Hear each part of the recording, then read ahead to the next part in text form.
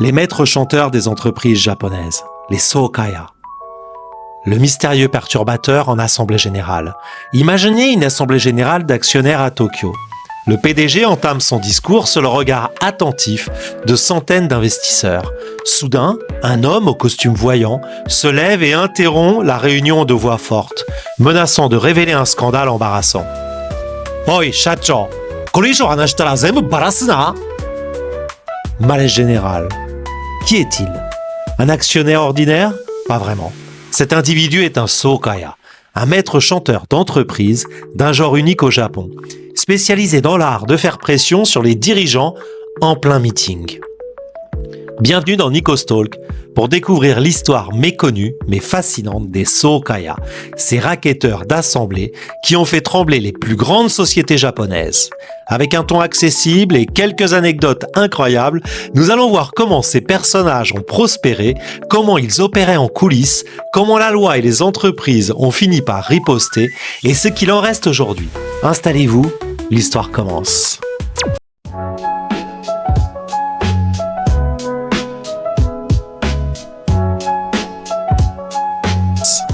Qu'est-ce qu'un Sokaya? Le corbeau des entreprises nippones.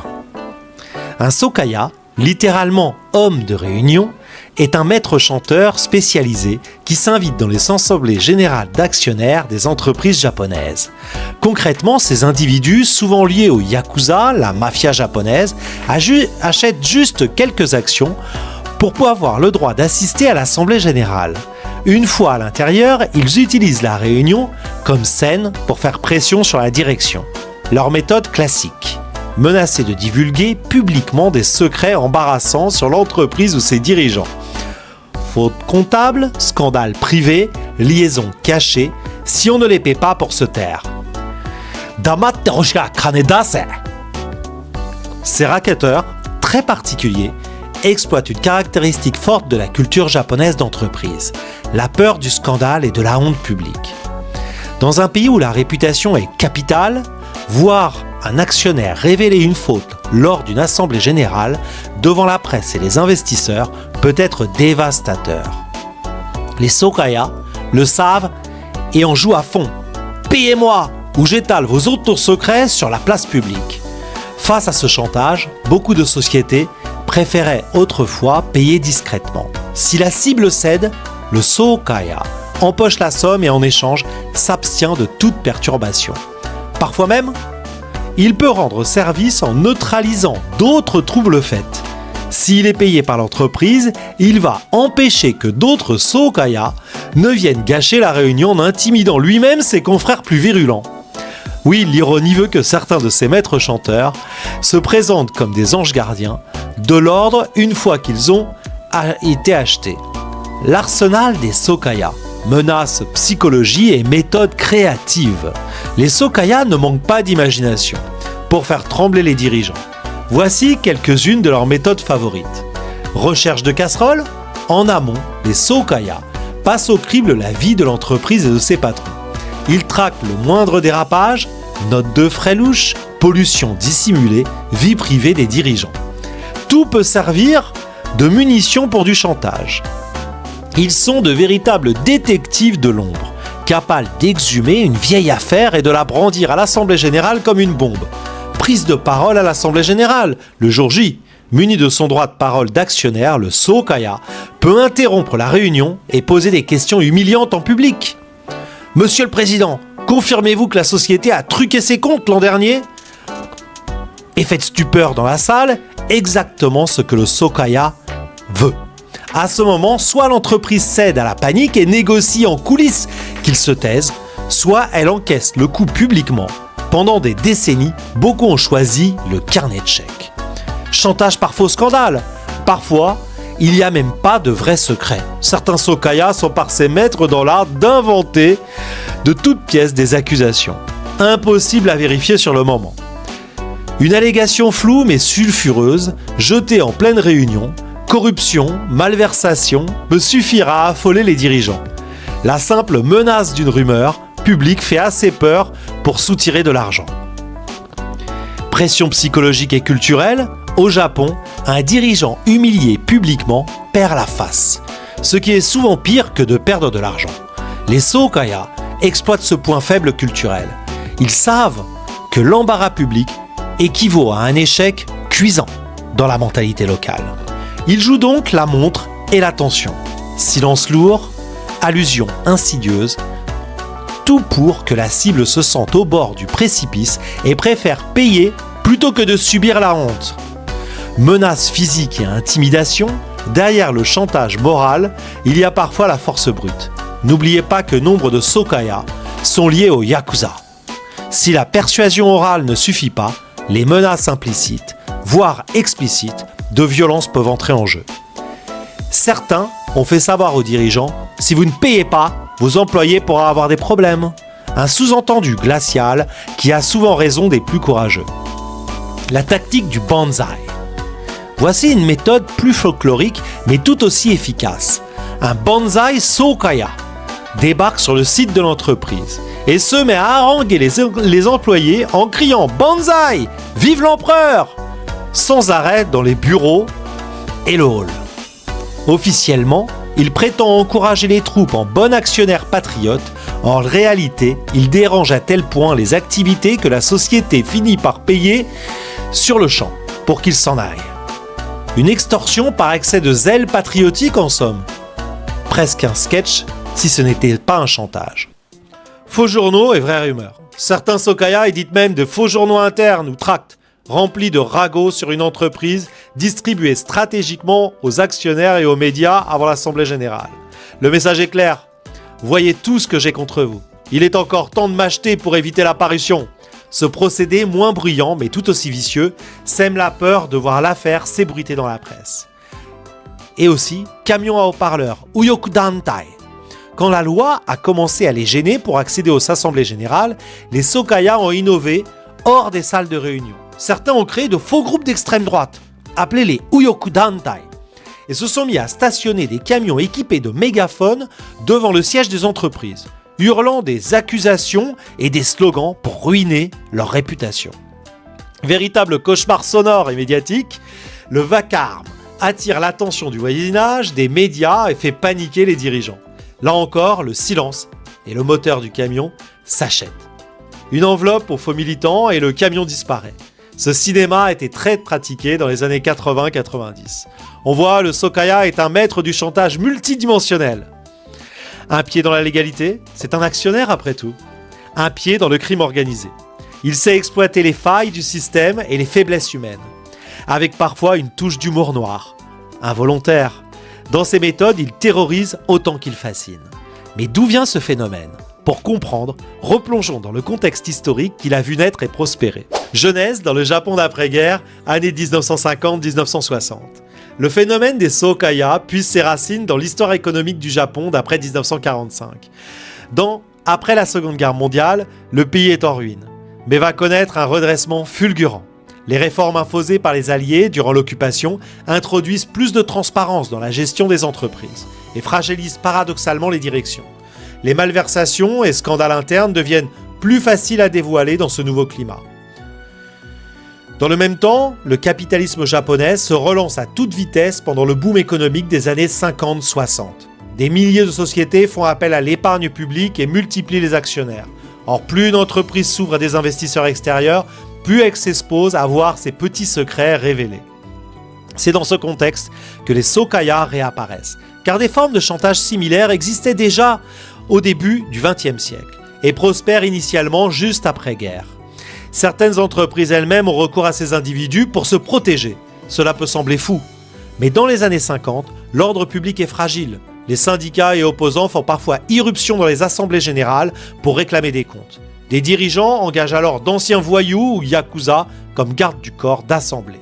Leur mission est d'intimider les trublions éventuels. Petit à petit, ce rôle va dériver. Les protecteurs de réunion réalisent qu'ils peuvent eux-mêmes tirer profit du chantage.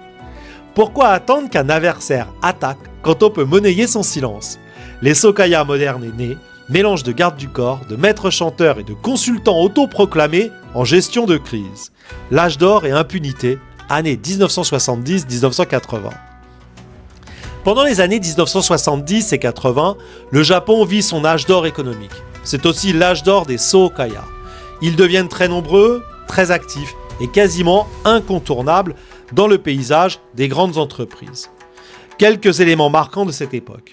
Connivence trouble avec les entreprises, paradoxalement, au lieu de fuir ces maîtres chanteurs, certaines compagnies vont les utiliser à leur avantage. Par exemple, face à des mouvements de contestation sociale, par exemple contre la pollution ou le pacifisme, des firmes engagent des sokaya pour réduire au silence les contestataires. Un cas célèbre est celui de Minamata, au début des années 1970. La société Chisso, accusée d'empoisonner des habitants avec du mercure, voit des victimes acheter des actions pour dénoncer le scandale en Assemblée nationale. Que fait Chisso ? Elle fait appel à des sokaya pour hurler sur les victimes pendant la réunion et couvrir leur voix. On rapporte même que les yakuza à sa solde ont frappé certains protestataires pour les évacuer. De même, le groupe Mitsubishi Heavy Industries, critiqué en 1974 par des militants pacifistes, les Beheiren, opposés à l'implication du Japon au Vietnam, n'a pas hésité à placer des sokaya musclés dans la salle pour protéger des intérêts contre les activistes. Par ailleurs, en 1984, une réforme impose que pour assister à une assemblée générale, un actionnaire doit maintenir au minimum 50 000 yens de titres, soit environ 500 € d'aujourd'hui. L'objectif est d'écarter les petits agitateurs qui achetaient une seule action juste pour entrer.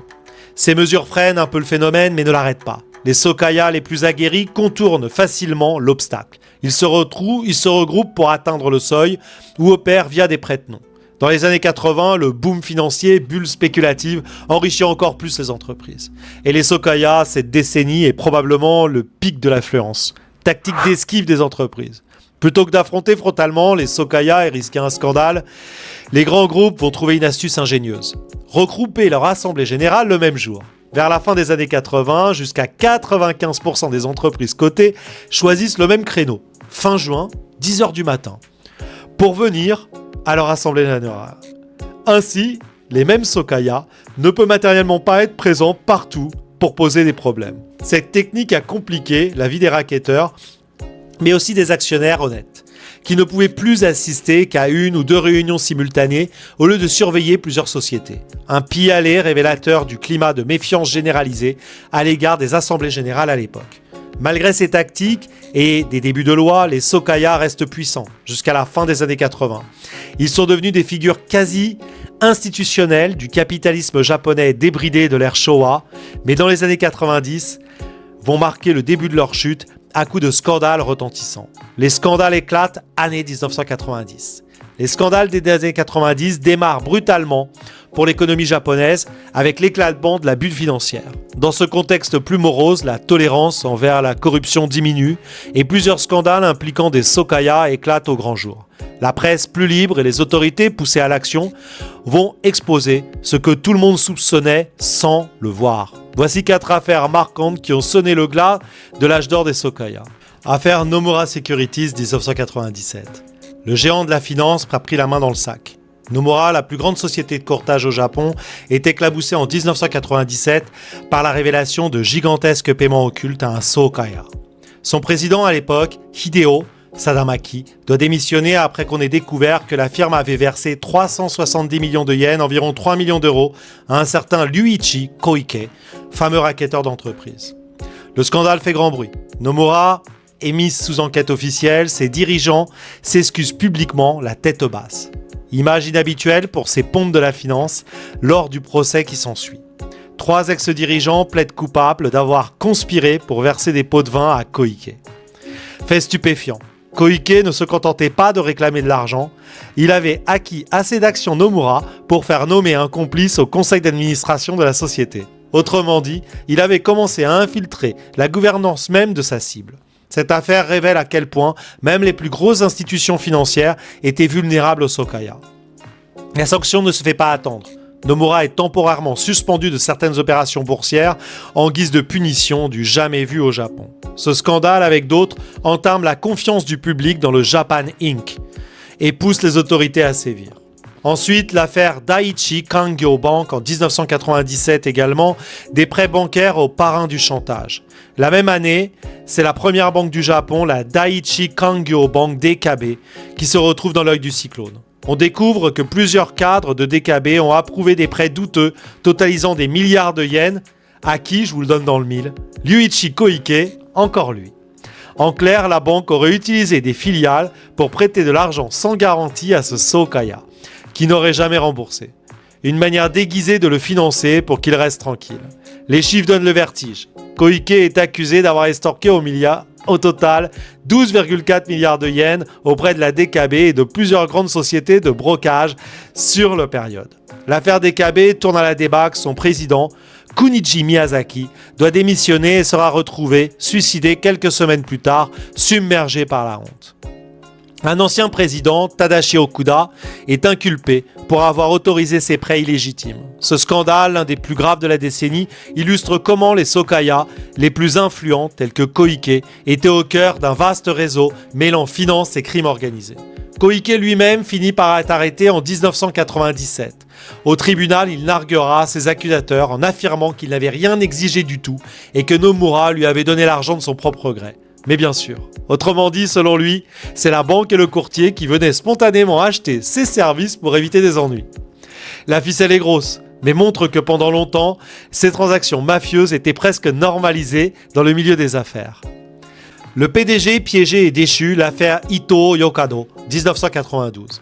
Quand un magnat du retail chute pour avoir voulu des assemblées générales sans histoire. Revenons un peu en 1992. Ces années-là, Masatoshi Ito, le fondateur et PDG du conglomérat de distribution Ito Yokado, propriétaire des supérettes 7-Eleven au Japon, est poussé à la démission suite à un scandale de Sokaya. Des enquêtes révèlent que des cadres de son groupe ont versé des fonds à des yakuza, Sokaya, pour qu'ils n'évoquent pas certains problèmes lors des assemblées générales.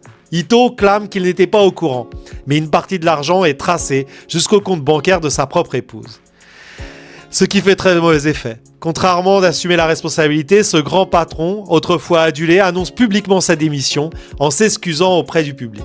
Le scandale Ito Yokado est l'un des premiers où un PDG aussi éminent est personnellement éclaboussé par une affaire de Sokaya. Il montre que plus personne n'est intouchable. Le New York Times à l'époque titrait sur les alliances impies du Japon corporatiste en relatant cette affaire. Voir un capitaine d'industrie tomber aussi a marqué tes esprits, cela a renforcé la détermination des autorités à purger ces pratiques. Tentative d'extorsion ratée. Fujitsu contre Ogawa dans les années 2000.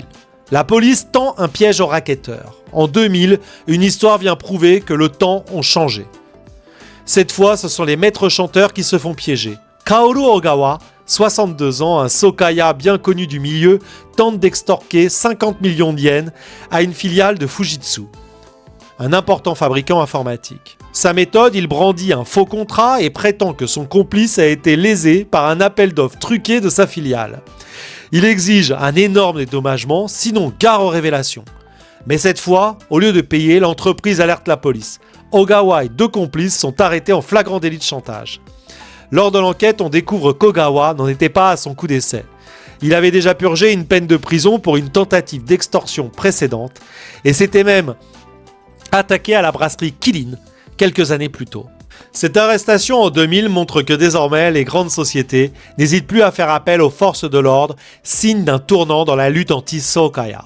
Le fait que la justice communique sur cette affaire, les détails de « vous feriez mieux de payer, c'est si facile pour vous de détruire une entreprise comme la vôtre », lancés par Ogawa aux employés ont été rendus publics. Sert d'avertissement. Le chantage ne met plus comme avant. Ces scandales des années 90 et ce dernier épisode en 2000 ont en effet salutaire. Ils brisent l'omerta. Les médias nippons, pour la première fois, exposent au grand jour les liens entre certaines entreprises et les Sokaya. Ce système de corruption toléré qui prospérait dans l'ombre, la police et la justice commencent à sévir de manière coordonnée. La société japonaise, ébranlée par l'effondrement économique, réclame plus de probité. C'est la fin de la grande époque des Sokaya. Mais qu'a fait exactement la loi pour les éliminer et que sont-ils devenus par la suite? La riposte de la loi et le déclin des Sokaya. À partir de la fin des années 90, le Japon a mis en place un arsenal légal sévère pour en finir avec les Sokaya. Loi anti-Sokaya renforcée, le code de commerce japonais, puis code des sociétés, a été amené pour sanctionner spécifiquement ces pratiques. Désormais, offrir ou recevoir un bénéfice en échange de son silence ou du vote en Assemblée nationale est un délire clairement établi. L'article 968 du Code des sociétés prévoit jusqu'à 5 ans de prison et 5 millions de yens d'amende pour quiconque est pris dans ce genre d'extorsion ou de corruption d'assemblée. Cette pénalité vise tant les Sokaya qui rackettent que les dirigeants qui le paient, puisque les deux commettent une infraction. En parallèle, la loi japonaise sur les groupes criminels organisés, loi anti-Boryokudan, est utilisée pour frapper les Sokaya affiliés au Yakuza. Exemplarité des poursuites. Les scandales Nomura et Dekebe ont été suivis de procès retentissants, avec des peines de prison fermes pour les racketteurs, mais aussi des condamnations pour les dirigeants corrupteurs. Par exemple, plusieurs responsables de Kirin et de Ito Yokado dans les années 90 ont été arrêtés et inculpés pour avoir soudoyé des Sokaya. Ce retournement, voire des dirigeants sur le banc des accusés, a eu un effet dissuasif puisant dans le milieu des affaires. Les conseils d'administration échaudés ont commencé à prôner une tolérance zéro, plutôt perdre la face un instant que de finir en prison et ruiner l'entreprise sur le long terme. Et également, les changements de mentalité, petit à petit, les dirigeants japonais ont intégré que céder au chantage était plus risqué que d'y résister. Cette évolution tient aussi à la pression des investisseurs étrangers et de l'opinion publique pour de meilleures pratiques de gouvernance d'entreprise. On s'entraîne à gérer de vraies questions des actionnaires plutôt que d'acheter le silence des faux. Les entreprises ont amélioré leur communication et transparence pour réduire la marge de manœuvre des extorqueurs. S'il y a moins de casseroles cassées, les Sokaya ont moins de levier. Coopération avec la police. Au tournant des années 2000, les grandes sociétés nouent des contacts directs avec la police pour signaler toute approche suspecte. Des cellules anti-Sokaya sont créées au sein des départements de sécurité interne des entreprises. Ainsi, piégé en flagrant délit, un maître chanteur devient possible, comme dans l'affaire Fujitsu mentionnée plus haut. Au Japon, pays de consensus, il a fallu du temps pour en arriver là. Mais une fois les décisions prises, la collaboration a porté ses fruits. Tous ces efforts ont porté un coup de fatal au business des Sokaya. Le nombre de racketteurs actifs a chuté drastiquement. On estime qu'il existait des centaines de Sokaya dans les années 80. Il n'était plus qu'environ 150 en 2023 dans tout le pays, dont la majorité isolée ou en petits groupes. La peur a changé de camp. Désormais, ce sont les Sokaya qui craignent d'être surveillés et coincés. Fini les grosses enveloppes versées gentiment en échange du silence, trop risqué. La plupart des entreprises se sont dotées de chartes éthiques interdisant strictement tout paiement illégal. Il y a eu aussi des cas retentissants de hauts dirigeants qui ont résisté au Sokaya avec le soutien de la loi. On peut rappeler ici un épisode tragique mais symbolique. En 1994, le vice-président de Fujifilm, Juntaro Suzuki, décide d'arrêter net tout paiement à un groupe de Sokaya qui faisait chanter l'entreprise. Quelques jours plus tard, il est assassiné à l'arme blanche devant chez lui. Ce meurtre a choqué le Japon et a renforcé encore la volonté de démanteler ces gangs. La mort de Suzuki a conduit à l'arrestation de ses racketteurs et a servi d'électrochoc. On ne pouvait plus tolérer que des criminels dictent leurs lois aux entreprises. Ainsi, progressivement, les Sokaya ont été marginalisés, beaucoup ont été arrêtés, d'autres ont pris leur retraite forcée, d'autres encore ont tenté de se reconvertir, parfois en changeant de méthode. Des rackets 2.0, l'ère numérique de la mutation du chantage. Si les Sokaya à l'ancienne ont quasiment disparu des assemblées physiques, cela ne veut pas dire que le chantage aux entreprises a complètement cessé. Le crime s'adapte et à l'heure d'Internet, de nouvelles formes de rackets ont vu le jour. On pourrait qualifier des Sokaya 2.0. Qu'est-ce que cela signifie ? Cyberchantage et réputation en ligne. De nos jours, il est inutile de se lever en pleine Assemblée nationale pour faire trembler un PDG. Il suffit parfois de poster un article diffamatoire sur le web ou de lancer une rumeur sur les réseaux sociaux. Certains individus mal intentionnés menacent des entreprises de propager des accusations en ligne, vraies ou fausses, susceptibles de faire chuter les cours en bourse ou de détériorer leur image, à moins d'un paiement discret. Par exemple, en 2013, un leader d'un groupuscule d'extrême droite a été arrêté pour avoir extorqué 5,5 millions de yens en échange d'un retrait d'un article calomnieux publié sur Internet.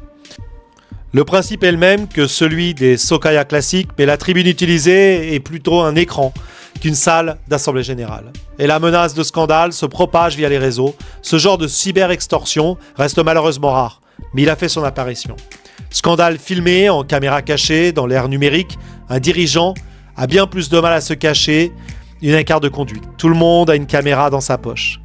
On a vu des cas où des maîtres chanteurs piègent des cadres en enregistrant des vidéos compromettantes. Par exemple, un directeur en train d'accepter un pot de vin ou dans une situation personnelle délicate. puis exigent une rançon pour ne pas mettre la vidéo en ligne. Cela rappelle furieusement les méthodes des Sokaya, juste transposées dans un monde digital et médiatique actuel. Usurpation d'identité et harcèlement en ligne, d'anciens Sokaya se sont peut-être recyclés dans des activités de cyberharcèlement rémunéré. On a vu apparaître des offres de services douteuses pour nettoyer la réputation en ligne d'une entreprise. Souvent, la même entité crée d'un côté le problème, diffamation sous pseudonyme, et propose ensuite, moyennant finance, de la résoudre en supprimant les contenus gênants. C'est un secret de Polichinelle que certains forums ou sites obscurs, publiant des dossiers sur des entreprises ont fleuri, pour ensuite mystérieusement retirer l'article après une transaction. Bien que difficile à prouver, ces schémas est le descendant direct des chantages de la réputation pratiqués par les Sokaya. Moins de public, plus de PR. Il faut noter que l'Assemblée Générale et elles-mêmes sont moins vulnérables qu'avant.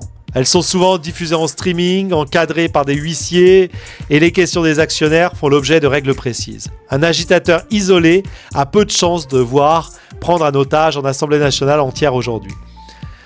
Son micro serait coupé, séance levée en cas de grabuge, la bataille de l'image se joue désormais plus sur YouTube ou sur Twitter que dans une salle de conférence. Les entreprises japonaises l'ont compris et investissent beaucoup dans la communication proactive pour éviter que des fausses rumeurs n'enflamment le web. En somme, les Sokaya traditionnels appartiennent au passé. Mais l'idée sous-jacente, monnayer le silence ou provoquer le scandale, a trouvé des nouveaux canaux. Rassurons-nous toutefois, la vaste majorité des sociétés et des dirigeants, au Japon comme ailleurs, préfèrent aujourd'hui la transparence et la complicité à de tels maîtres chanteurs. Le rapport de force est inversé et la loi veille. Alors, héritage culturel et conclusion, la fin d'une époque, une leçon pour l'avenir. Les Sokaya, après avoir régné dans l'ombre pendant des décennies, ont laissé une trace durable dans la culture et la mémoire collective au Japon. Ce folklore noir des affaires nippones a inspiré film et fiction. Par exemple, le réalisateur Junzo Itami a fait le sujet de sa comédie satirique Mimbo no Onna en 1992, où une avocate courageuse aide un hôtel à se débarrasser de yakuza venus les stalker durant un sommet international. Le film, drôle et percutant, démystifie les techniques des racketteurs et a contribué à informer le grand public sur ces pratiques. Fait tragique, Itami a lui-même subi la foudre des yakuza après la sortie du film et est décédé quelques années plus tard dans des circonstances troubles, ce qui montre que le sujet était sensible. Dans les mangas et séries TV japonais, on retrouve aussi des échos des Sokaya, le thème des dirigeants confrontés à un maître chanteur lors d'une réunion où les héros, qui sont déjoués de chantage, mais désormais fait partie du scénario, classique, lié au monde des affaires. Cela a contribué à ancrer dans la société l'idée que la transparence et l'éthique sont indispensables pour éviter de tels drames. Enfin, sur le plan plus sérieux, l'héritage des Sokaya se voit être dans l'évolution des pratiques de gouvernance au Japon. Les entreprises ont appris à la dure l'importance de mieux informer leurs actionnaires, de traiter les petits porteurs avec respect pour qu'aucun imposteur ne puisse s'opposer en porte-parole véreux, et de contrôler leurs risques internes. Car à chaque faute cachée, une arme potentielle pour un racketteur. L'ère moderne met en avant la compliance officer, les audits internes et les lignes éthiques, autant de choses impensables dans les années 1970 pour que plus jamais une assemblée nationale ne soit prise en otage. En conclusion, le phénomène des Sokaya rappelle que là où circule l'argent et le pouvoir, prospère aussi parfois la manipulation et le crime organisé. Durant près d'un demi-siècle, ces pirates des assemblées générales ont exploité les non-dits du miracle économique japonais. Leur déclin progressif dans les années 2000 signe la fin d'une époque trouble et le début d'un monde des affaires plus transparent au Japon. Certes, la tentation du chantage et de l'extorsion n'a pas totalement disparu, elle a simplement changé de forme. Mais les Sokaya, tels qu'on les a connus, appartiennent désormais au passé. Sur ce, restons vigilants. Et la prochaine fois que vous assisterez à une assemblée d'actionnaires un peu ennuyeuse, dites-vous que c'est peut-être mieux ainsi. Un grand merci d'avoir suivi Nico's Talk et à très bientôt pour une nouvelle plongée dans les coulisses étonnantes de l'histoire japonaise. Abonnez-vous!